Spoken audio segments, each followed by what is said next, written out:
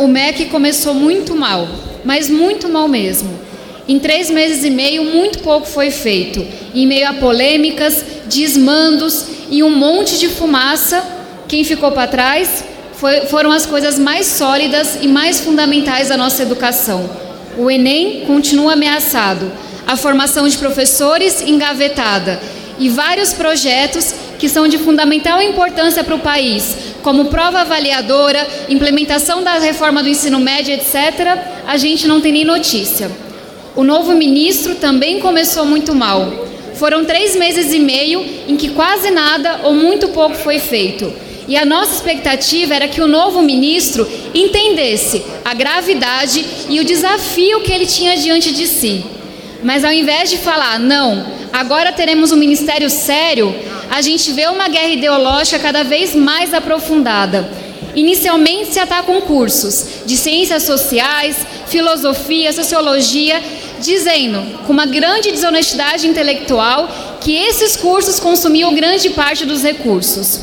Logo, a gente vê que 3 faculdades recebem um corte completamente arbitrário por causa de balbúrdia. O problema é que balbúrdia não é um termo da administração pública e a gente questiona na mesma hora.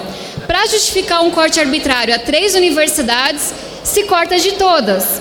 Assim já não seria mais uma coisa arbitrária. E aí a argumentação é que dessa vez o dinheiro vai para a educação básica. Mas a gente vê que não é verdade, porque a educação básica também recebe cortes. E o resumo dessa história toda, que tem aí seus poucos dias, é que o MEC está em uma guerra ideológica contra a educação.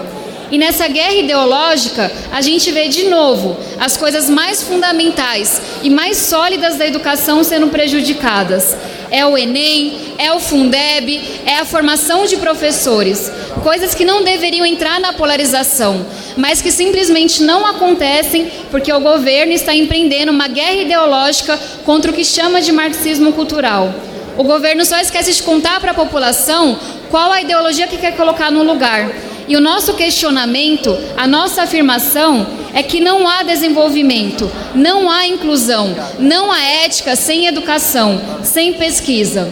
Hoje, como o deputado João Campos bem trouxe, a gente teve a primeira reunião da comissão externa, que vai acompanhar os trabalhos do MEC.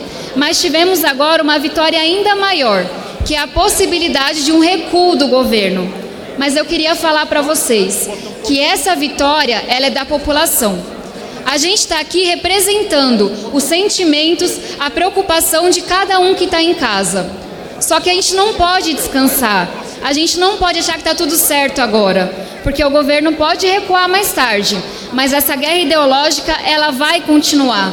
E é por isso que eu gostaria de pedir, tanto as pessoas que estão nesse congresso, como a quem está em casa, professores, reitores, estudantes, pais, mães que estão preocupados com a situação da nossa educação, que continuem a mobilização.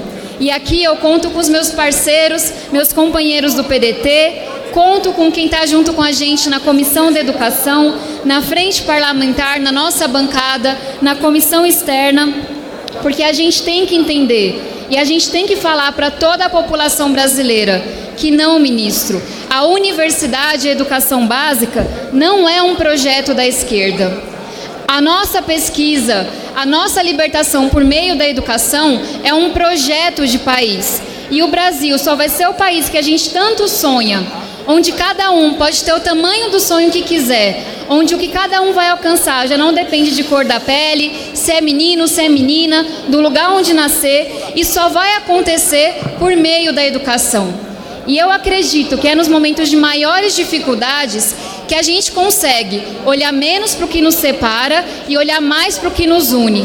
E eu acredito que foi essa união da população, do Congresso, que falou para o governo que no Brasil ainda há ativistas pela educação. A gente está atento, a gente está mobilizado e gostem ou não gostem, há ativistas pela educação nesse Congresso, há ativistas pela educação de qualidade para todos nas universidades e nas escolas públicas, e a gente não vai ficar quieto, a gente não vai se acomodar, a gente está bem atento lutando pela nossa educação. Então a mobilização ela apenas começou e vocês vão ver quão forte é a luta pela educação nesse país. Muito obrigada a todas e a todos.